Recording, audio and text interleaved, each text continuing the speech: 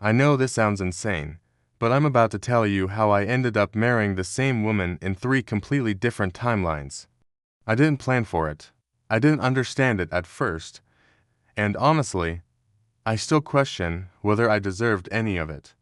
But everything I'm about to share actually happened to me, and every timeline felt as real as the one you're in right now. So, if you've got a few minutes, let me take you through the strangest love story I never asked for. The first time I met her, I was 26 and working at a little auto repair shop just outside Raleigh. She walked in with this broken down Subaru and a smile that made me forget English for a full 2 seconds. Her name was Emily, and she had this gentle confidence that made even bad news sound like a lullaby. I knew right then I wanted to see her again, even if I had to sabotage her engine kitting. Mostly, we started dating that same week because she accidentally left her wallet at the shop, and I accidentally offered to deliver it to her after work. One dinner turned into three, and before I knew it, we were spending every weekend together. She liked old diners, quiet hikes, and drawing people when they weren't paying attention. I found myself falling fast, like gravity had just stopped being optional. 9 months later, I proposed to her under a cheap string of lights in my backyard, shaking like it was -30 degrees. She cried harder than I expected, and then she laughed at how hard she cried. When she said yes, I swear the whole world felt like it was clicking into place. That was timeline 1, the place where everything started and then violently broke apart, because 6 weeks before our wedding, Emily got into a highway accident on I-40. The cops said a delivery truck drifted across the lane, and she didn't have time to dodge. I remember the hospital smell, the flickering hallway lights, and how the doctor's face told me everything before he even spoke. I stood there holding a ring meant for a future that evaporated in seconds. After she died, I fell into this brutal version of life where everything tasted like cardboard and time felt like wet cement.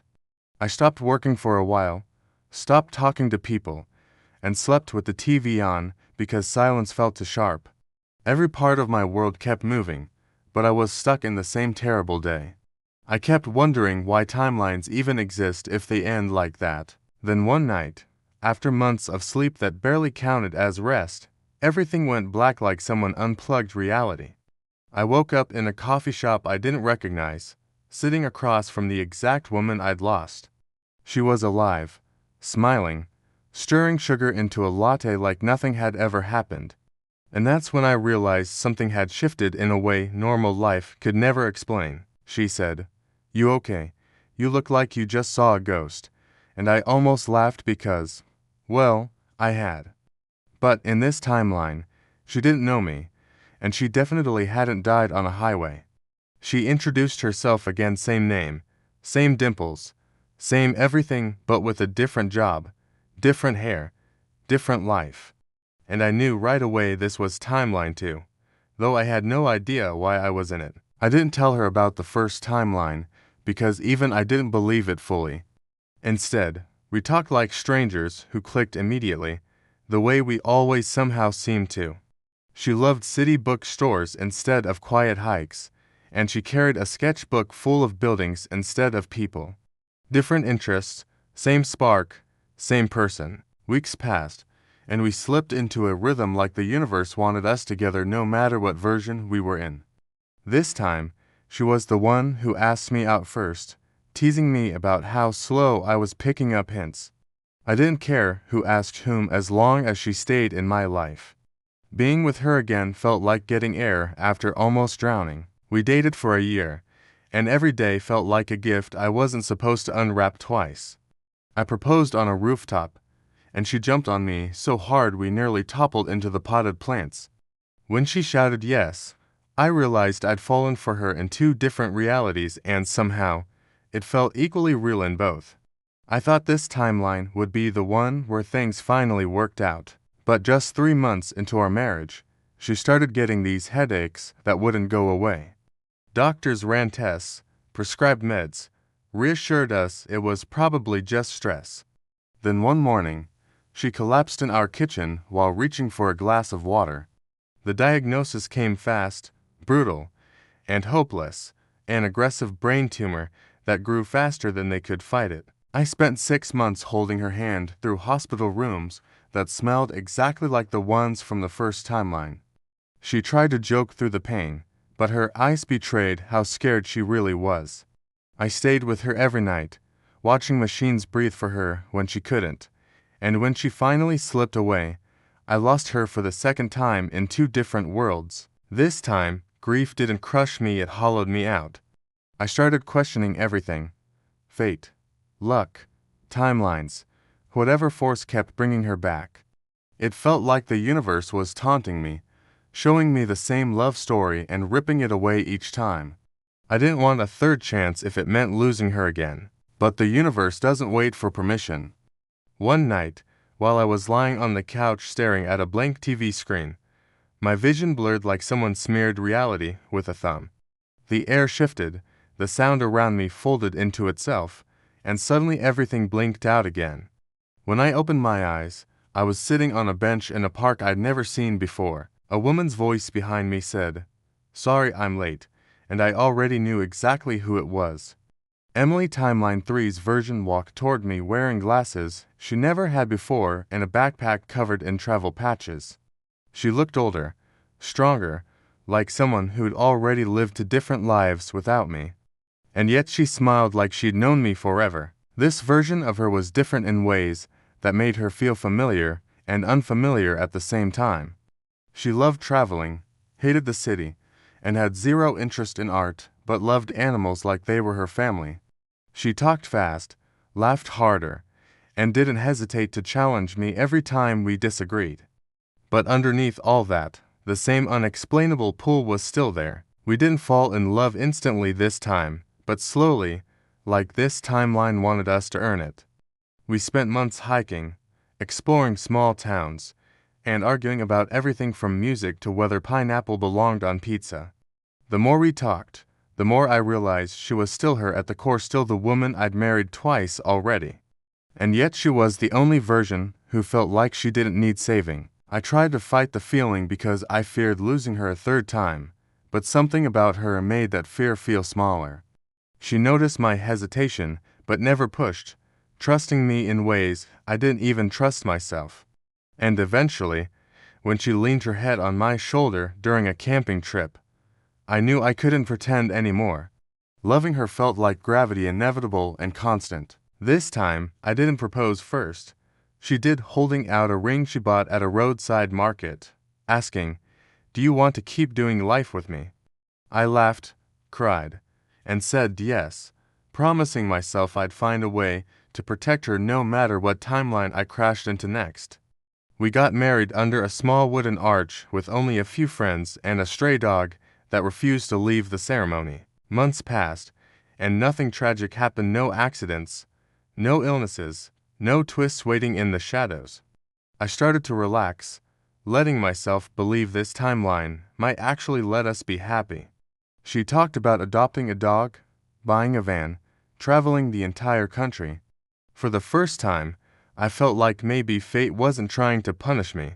But the more peaceful things got, the more I felt reality pressing against the edges, like a reminder that nothing comes free in a universe full of timelines. I started hearing echoes, literal echoes of conversations I'd had with her in the other timelines. Sometimes I'd catch myself answering questions she never asked here, and then the dreams started. In the dreams, Timeline 1 Emily and Timeline 2 Emily stood on either side of me, both smiling, both silent. They pointed at something in the distance, something blurry and shifting like static. I woke up confused, sweating, and terrified that this timeline would collapse the same way the others did. I tried to hide it from her, but she noticed everything. One night, while we were sitting in the backyard watching fireflies, she asked, "Are you afraid you'll lose me?" I didn't mean to tell her the truth, I really didn't, but something inside me cracked open. I told her everything, the timelines, the marriages, the deaths, the resets. She listened without interrupting, her face unreadable in the dim light. When I finished, she exhaled slowly and said something I'll never forget. "Maybe you're not losing me in different timelines. Maybe you're finding different parts of me, she said it gently, like she wasn't scared at all, as if she believed every word of my madness. She didn't call me crazy or demand proof. She just held my hand like she had in every version of my life. For a moment, I felt peace, real peace, like maybe the universe had been guiding me instead of torturing me. But right then, I heard a faint ringing noise behind us, a sound so familiar it made my stomach drop. It was the exact sound that played in the hospital machines from Timeline 2, the one that signaled her heart slowing down. She didn't seem to hear it, but I did. The sound grew louder, like it was crawling into this timeline from another one. I grabbed her hand and stood up, spinning around to find the source, but there was nothing there, just the yard, the fence, and the dark. She asked what was wrong, but I couldn't explain it because I barely understood myself. All I knew was that the timelines weren't done with me. That night, I lay awake next to her, listening to her breathe, terrified that she'd vanish like the versions before her. I kept thinking about the dream, the two Emilys pointing towards something I couldn't see. What if they weren't warning me about danger? What if they were showing me where to go next? The next morning, she made coffee like everything was normal, humming a tune I recognized but couldn't place. When I asked where she learned it, she said she didn't know, that it had just popped into her head. I felt this cold wave wash over me because it was the lullaby timeline one Emily used to hum while sketching. But she shouldn't know that song, not here, not now. And that's when I realized the timelines were bleeding into each other. Not collapsing, not resetting, merging, slowly and deliberately. Maybe they weren't trying to take her away from me. Maybe they were trying to bring all versions of her to the same place. I don't know what happens next, but I can feel something coming, something big and impossible to ignore. The fireflies froze midair last night, flickering like glitching pixels before starting up again. The air tastes different, the shadows move slower, and sometimes I swear I see the other versions of her standing just behind this one. I married the same person in 3 timelines, but I think all 3 are starting to overlap now. If they merge completely, I don't know whether I'll end up with one Emily, 3 of them, or none at all. But whatever happens, I know this isn't the end of our story, not by a long shot. Something is waiting for me, just past the edge of this reality, and I think she'll be there too, and when it shows itself, I'll be ready. Thanks for listening to my story, and if you want more strange, mind-bending journeys like this, make sure you like the video, subscribe, and hit the bell so you don't miss anything on time-traveling stories.